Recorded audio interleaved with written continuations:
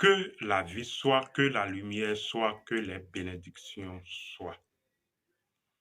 Voici une expérience qui édifiera chacun selon son niveau ou sa propre compréhension.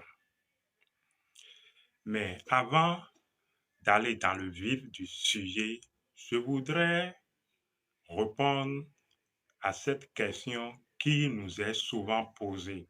Quand les gens, quand on aborde certains processus, certains mécanismes et qu'on explique certains mécanismes de la conscience, les gens nous demandent comment on fait pour savoir toutes ces choses et d'où nous vient alors cette connaissance. Je voudrais répondre simplement par ceci. Nous ne sommes pas différents, vous et nous, dans le processus ou dans le déroulement du processus des choses. Nous ne sommes pas différents. Nous avons le même processus de conscience. Nous n'en sommes pas donc différents dans le processus de conscience. Nous sommes seulement différents dans la conscience des processus.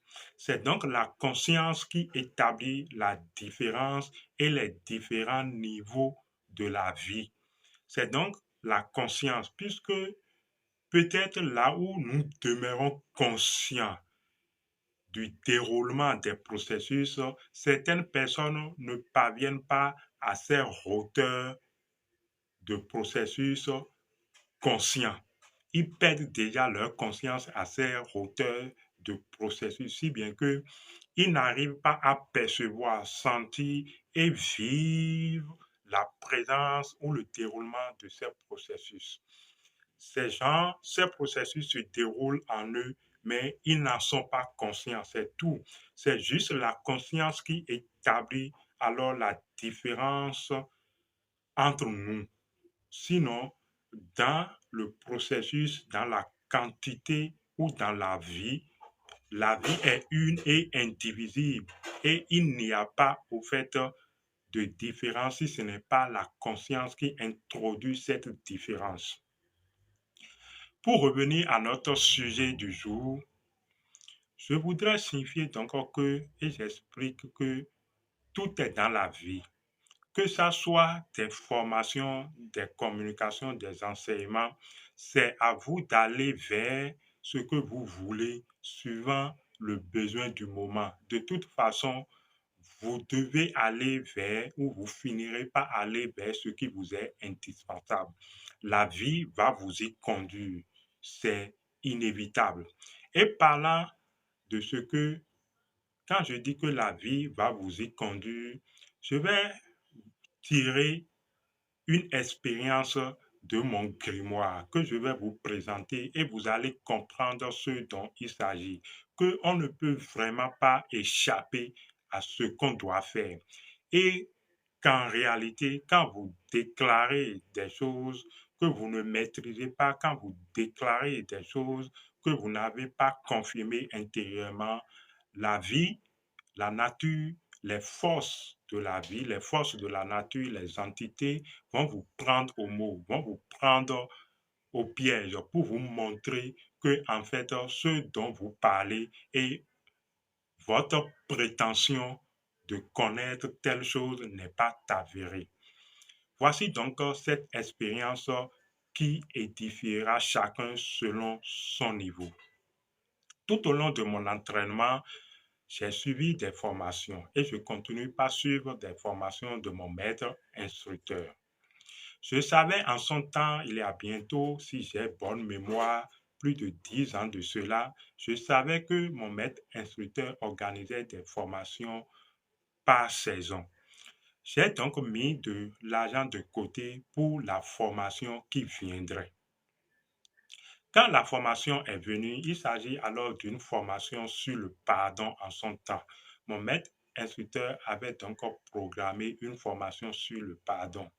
Je me suis affirmé et je me suis dit que, en fait, je pratique déjà assez le pardon et je connais ce que c'est que le pardon. Je n'ai donc pas besoin de suivre cette formation sur le pardon. Je vais donc mettre mon argent que j'ai cotisé alors à profit ou utiliser l'argent pour autre chose. Je me suis convaincu de ça, que je connais suffisamment la pratique de pardon et pas avoir de conséquences, je n'en avais pas besoin. Dans la semaine qui suit, je revenais alors du boulot un soir et j'étais à moto, je conduisais une moto quand j'étais tombé dans une circulation dense, un go-slow si vous voulez. La circulation était tellement dense que les agents de l'ordre étaient là pour aider à la fluidité de la circulation. Les agents de l'ordre ou les agents de sécurité stoppaient donc les véhicules venant d'une direction et faisaient passer d'abord les véhicules d'une autre direction et ainsi de suite et ainsi de suite. Tout le monde passait à tour de rôle selon l'indication des agents de l'ordre. Les gens qui venaient de ma direction, qui étaient dans la même direction que moi, étaient donc aux arrêts. J'étais pressé de rentrer et de rattraper un programme. Je suis venu donc et j'ai dépassé les anges, donc les véhicules de ma direction, et je suis allé directement tomber en face de l'agent de sécurité qui m'a interpellé et a demandé si je n'avais pas vu les gens de ma direction en attente. Je lui ai dit que je n'ai pas fait attention, mais que je vais donc reculer et rester également en attente. L'agent de l'ordre a dit non. Il a pris donc la clé de ma moto et a dit donc que je dois payer une amende, que je suis en infraction, que c'est un trouble à l'ordre public. J'ai retorqué alors que, en fait, c'était une question d'inattention et que, vu qu'il n'y avait pas un feu de signalisation et que c'était une attente, je n'avais pas compris. Les autres passagers s'étaient rapprochés entre-temps de nous pour suivre le dialogue et me demandaient de juste demander pardon à l'agent de sécurité afin que ce dernier me remette la clé de ma moto afin que je continue. Mais ma foi, j'ai estimé que je n'avais pas à demander pardon à l'agent de sécurité parce que je n'étais pas en infraction et que c'était juste une question d'inattention et que je n'ai pas à demander pardon pour ça. Les autres ont insisté pour le pardon et c'était un peu comme si l'agent de l'ordre, l'agent de sécurité attendait également juste mon pardon pour me retourner ma clé. Mais c'était un peu comme si le pardon ne voulait pas sortir. Le pardon était bloqué, genre, dans ma gorge et je refusais de demander pardon. Les autres, à ma place, ont fini par demander pardon à l'agent de l'ordre et ont fait comprendre la situation à l'agent de l'ordre que, effectivement, je ne pouvais pas voir l'arrêt et que de bien vouloir pardonner et me retourner ma clé. L'agent de l'ordre a fini par me retourner ma clé. Mais en ce moment précis, il y a eu un déclic dans ma tête. Et je me suis rendu compte que, waouh, je disais donc que je comprenais le pardon, mais qui me disait que il fallait avoir tort avant de demander pardon? En fait, l'affirmation que je me faisais, que je pratiquais assez le pardon, vous comprenez, la nature vient de restaurer l'équilibre et me montrer et m'a démontré que je n'en savais absolument rien. Quand j'ai récupéré finalement ma clé et j'ai quitté là directement, je suis allé payer ma formation sur le pardon.